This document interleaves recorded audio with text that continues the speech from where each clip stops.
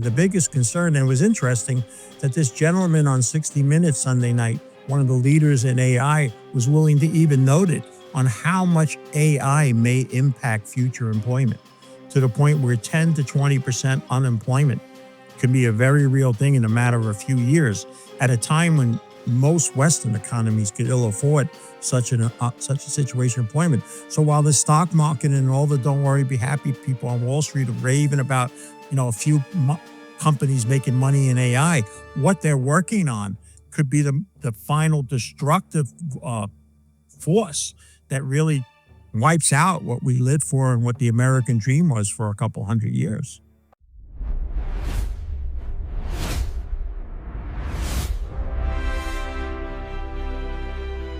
In fact, the last time we had a balanced budget was in 1991. You and I be long broke. We can never last that long what our government has done. Yep. And now, listen, I don't sell anything that's going to profit from that. In fact, in my planning business, most people, Danielle, don't want to hear what we just talked about. So it's not They a don't. selling point. They don't. But it is the reality. Yeah, and I don't want to digress, but thinking about the American dream, you just made me, it's look, I don't know, some could argue it's sad, some can argue, look, it's just what life is today, but it's true that dream no longer is, having a house, having 2-3 kids, because most people can't even afford to have children, think about having a house, let alone a puppy. And it's more like, well, let's travel the world. I don't really want to work for a corporation. Maybe I'll just be, count on crypto. I mean, everything has just changed, Danielle, Peter. let me, if I haven't ruined your day or a listener's day, let me ruin it now. And the biggest concern, and it was interesting that this gentleman on 60 Minutes Sunday night, one of the leaders in AI, was willing to even note it on how much AI may impact future employment, to the point where 10 to 20% unemployment could be a very real thing in a matter of a few years, at a time when most Western economies could ill afford such a situation of employment. So while the stock market and all the don't worry, be happy people on Wall Street are raving about, a few companies making money in AI, what they're working on could be the final destructive force that really wipes out what we lived for and what the American dream was for a couple hundred years. He is describing the final destructive force for the middle class. If AI creates mass unemployment as he predicts, the tax base collapses and the deficit explodes. In that world, the only safety net left is hard assets. If you want to stay ahead of this economic reset, hit that like button and subscribe. We are tracking these critical signals every single day. All right, let's talk about something more upbeat, and that's the gold price, Peter, because I don't think I spoke to you during this crazy run-up. I think it was right before then. What are look, we've come down since, but still, an incredible year for gold. I just came back from the Zurich Precious Metal Summit, fantastic summit. Great enthusiasm in the room, not just for gold, but platinum especially, silver, for the junior miners, for the mining space in general. Your thoughts on the gold space right now, Peter? Well, I'm biased because not only did it give me my best 5-year period, but it gave me my best year ever in this business because of what it's done. But fantastic. But Danielle, it's still the Rodney Dangerfield of investments.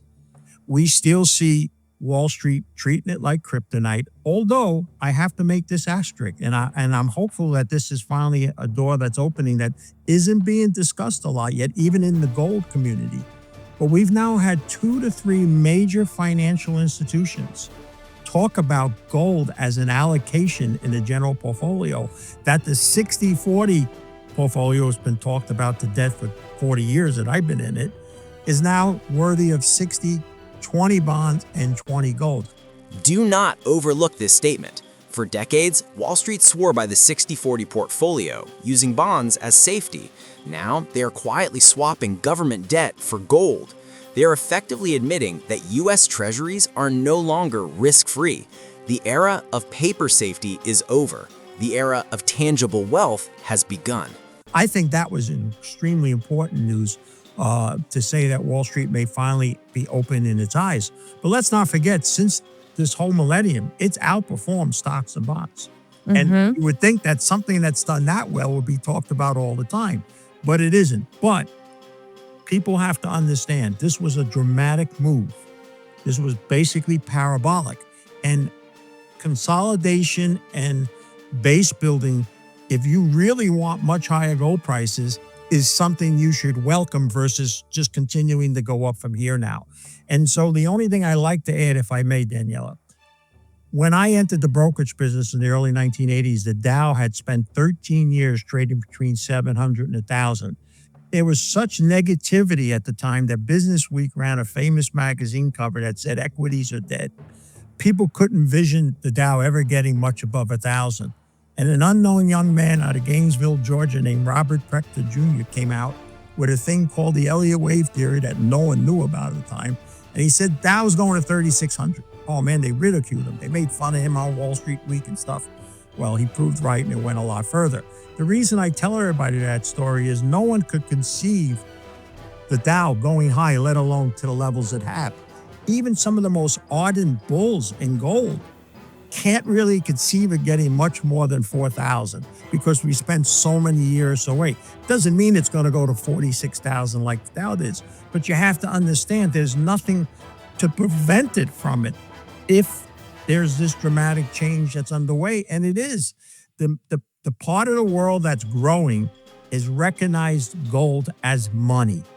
That's right. And that is right. And as long as they continue to grow and work towards that, the demand for it will continue to grow. And as we finally peak here in the stock market and cryptocurrency and all the greatest pump that there ever was in the 40 years that I've been, as long as it doesn't totally implode right away and people have a chance to move out, as we get into 2026, I think we're going to see that shift. So while I like to say our Thanksgiving Day here in the U.S. is the end of the trading year, because once that happens, as we get into December, most people just stop for the year. But I think as we get into 2026 and above, we're going to break out of a trading range in gold, which is probably worst case 36, 3,700 on a sell-off and the highs. But I think this time next year, we'll be challenging 5,000 on gold. And if I just might bring up the great words of Frank Giustra, who I just had the pleasure of interviewing, he said, but Peter, we have to be careful what we wish for. And not that we're wishing for it, but when we say $5,000, $10,000 gold, he always, adds that, is that a world we necessarily want to be living in? This is a profound warning. We often cheer for higher gold prices, but we forget what drives them.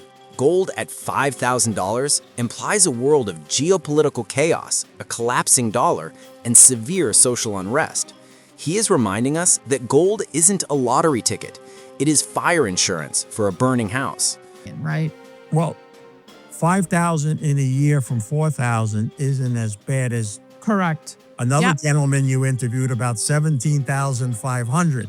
I will tell you, Bennett, we don't need to get near 17,500 in the next few years to know that the world had a huge, bigger problem than anything that we're facing right now for it to be at that price level.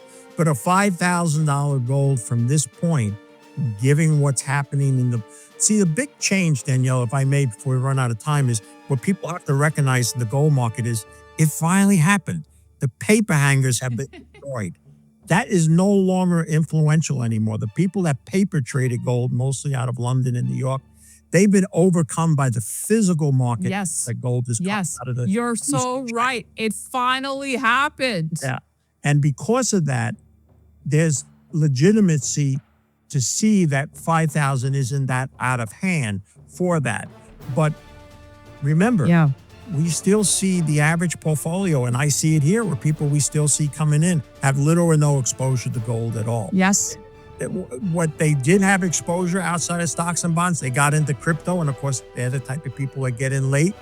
And I think we're only going to start to see gold start to be used more in typical portfolios, and that's what's going to help us with 12 months or so start to make a good run to 5. I was lucky to be invited to a private party with the top titans in our industry, Peter, and that was something that came up, is how few people still know about gold, know about holding gold in their portfolio, Peter. Well, here's how I like to describe to our clientele what the difference is. Yeah. On the weekends now, you see young people in China going to malls to buy physical gold, not just for jewelry, but as an investment, as they were. At the same time, in America, we see people going to a mall to buy things they don't really need, which they can't afford or pay for. And that's the 100%. difference. And that's why what is happening in Asia and that part of the world and BRICS is what's the real driving tool behind gold and will carry us through 2026. And if I can add to that note, when you mentioned the BRICS, let's just this crazy stat out of India. During October, and I sent this to you, Peter, India imported gold worth of 14.7 billion. That's up nearly 200% from a year earlier. Indian consumers are estimated to have bought gold worth 11 billion during the 5-day festival period in October. So they get it. They got the message. Well, they recognize that the only way out of this terrible debt crisis throughout the world is not going to be another fiat currency. It's going to have to be something hard. And the choice was, you can listen to the people that believe in crypto, something that sits on a computer somewhere out in space, or something hard that's worked for a couple of thousand years. And the key people that have the money, central banks, went all in on gold. They have no real any exposure to the crypto market. And I think you're seeing that change occurring now. And the reality of both is coming home to roost. This is the ultimate reality check.